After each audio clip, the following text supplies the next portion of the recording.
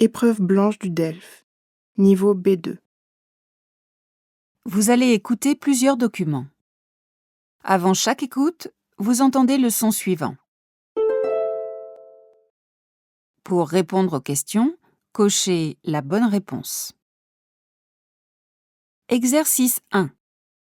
Vous allez écouter 2 fois un document. Vous écoutez une émission à la radio. Lisez les questions, écoutez le document, puis répondez.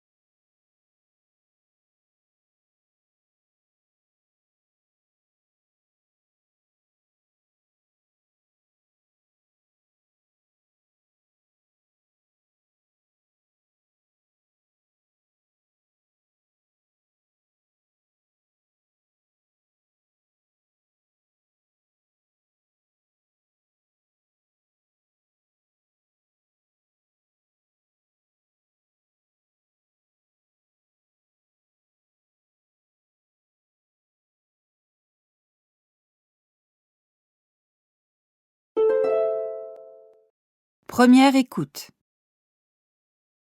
Aujourd'hui, on s'intéresse à la mode rapide, ou mode jetable. Son succès s'explique par la vente de volumes sans précédent à prix très bas. Des prix qui ne sont possibles que si la clientèle achète de nouveaux vêtements dès leur sortie, et bien sûr, les magasins mettent au point leur propre stratégie de vente pour attirer toujours plus de clients. Par exemple, pour créer l'envie, certaines marques produisent des articles en nombre très limité qui seront vite remplacés pour pousser le consommateur à suivre. C'est un peu la dictature du changement perpétuel, Amélie Meunier. Oui, c'est ça.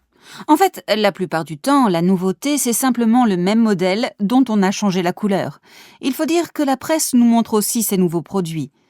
Cette jupe qu'il faut absolument avoir, comme pour rattraper notre laideur naturelle. C'est important de dire non, c'est pas ça un vêtement. C'est pas juste ce truc éphémère. Un vêtement, c'est quelque chose qui nous touche, qui nous correspond, dont on va prendre soin avec amour parce qu'il nous représente complètement. Et il nous transforme. Mais un vêtement à 4,90 € qu'on jette dès qu'il y a une tache, vraiment, pourquoi le laver ? D'où vient cet attrait des nouvelles tendances de cette mode jetable ? Alors, les dernières innovations sur les réseaux sociaux de la part des marketeurs, c'est l'analyse des sentiments. Maintenant, on analyse nos sentiments à coups de « j'aime ». Et c'est ça le danger. Dans les slogans, on nous vend de l'amour, de la qualité, de la réussite. Tout ça provoque du désir qui nous pousse à consommer. C'est absolument irrésistible. Il faut garder à l'esprit que le vêtement est le critère premier pour évaluer une personne. Le style, la mode indique le degré d'intérêt à porter à quelqu'un. En effet, il indique le degré d'intérêt et pire encore, le niveau de pauvreté. Lorsqu'on est beau, bien habillé, avec la dernière création tendance, ça renvoie le succès, comme sur Instagram. Vous savez, avoir la même veste qu'une influenceuse à la mode. Et si vous l'avez pas, peut-être que vous êtes un peu ringard et pauvre. D'ailleurs, il y a un autre effet pervers dans la mode rapide. C'est le problème de la non-inclusion. C'est-à-dire que les modèles sont imaginés pour un 36-38 qui représente à peine 3% de la population française. Donc, le fait de ne pas avoir des vêtements qui soient adaptés à sa morphologie, le vêtement, on le porte 2 fois et on va le jeter beaucoup plus rapidement. Ce qui est intriguant, c'est de voir qu'en à peu près 20 ans en Occident, on achète 60% de plus de vêtements. Oui, alors qu'a priori, on ne change pas plus de vêtements tous les jours. Une année a toujours le même nombre de jours.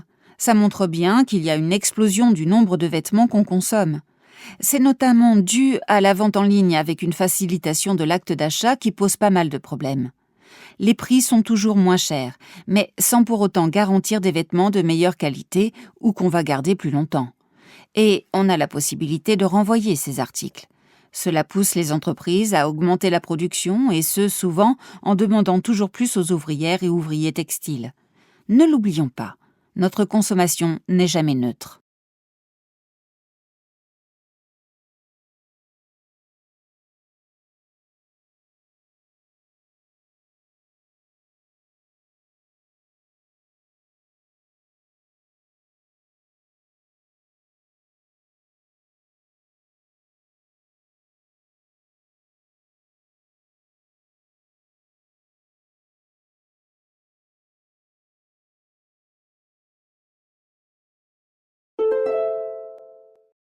Deuxième écoute. Aujourd'hui, on s'intéresse à la mode rapide, ou mode jetable. Son succès s'explique par la vente de volumes sans précédent à prix très bas. Des prix qui ne sont possibles que si la clientèle achète de nouveaux vêtements dès leur sortie et bien sûr, les magasins mettent au point leur propre stratégie de vente pour attirer toujours plus de clients. Par exemple, pour créer l'envie, certaines marques produisent des articles en nombre très limité qui seront vite remplacés pour pousser le consommateur à suivre. C'est un peu la dictature du changement perpétuel, Amélie Meunier. Oui, c'est ça. En fait, la plupart du temps, la nouveauté, c'est simplement le même modèle dont on a changé la couleur. Il faut dire que la presse nous montre aussi ces nouveaux produits. Cette jupe qu'il faut absolument avoir, comme pour rattraper notre laideur naturelle. C'est important de dire non, c'est pas ça un vêtement. C'est pas juste ce truc éphémère. Un vêtement, c'est quelque chose qui nous touche, qui nous correspond, dont on va prendre soin avec amour parce qu'il nous représente complètement. Et il nous transforme. Mais un vêtement à 4,90 € qu'on jette dès qu'il y a une tache, vraiment, pourquoi le laver? D'où vient cet attrait des nouvelles tendances de cette mode jetable? Alors, les dernières innovations sur les réseaux sociaux de la part des marketeurs, c'est l'analyse des sentiments. Maintenant, on analyse nos sentiments à coups de « j'aime ». Et c'est ça le danger.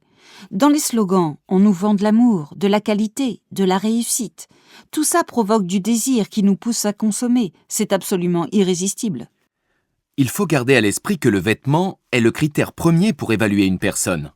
Le style, la mode indique le degré d'intérêt à porter à quelqu'un. En effet, il indique le degré d'intérêt et pire encore, le niveau de pauvreté. Lorsqu'on est beau, bien habillé, avec la dernière création tendance, ça renvoie le succès, comme sur Instagram. Vous savez, avoir la même veste qu'une influenceuse à la mode. Et si vous l'avez pas, peut-être que vous êtes un peu ringard et pauvre. D'ailleurs, il y a un autre effet pervers dans la mode rapide. C'est le problème de la non-inclusion. C'est-à-dire que les modèles sont imaginés pour un 36-38 qui représente à peine 3% de la population française. Donc, le fait de ne pas avoir des vêtements qui soient adaptés à sa morphologie, le vêtement, on le porte 2 fois et on va le jeter beaucoup plus rapidement. Ce qui est intriguant, c'est de voir qu'en à peu près 20 ans en Occident, on achète 60% de plus de vêtements. Oui, alors qu'a priori, on ne change pas plus de vêtements tous les jours. Une année a toujours le même nombre de jours. Ça montre bien qu'il y a une explosion du nombre de vêtements qu'on consomme. C'est notamment dû à la vente en ligne avec une facilitation de l'acte d'achat qui pose pas mal de problèmes. Les prix sont toujours moins chers, mais sans pour autant garantir des vêtements de meilleure qualité ou qu'on va garder plus longtemps. Et on a la possibilité de renvoyer ces articles. Cela pousse les entreprises à augmenter la production et ce, souvent, en demandant toujours plus aux ouvrières et ouvriers textiles. Ne l'oublions pas, notre consommation n'est jamais neutre.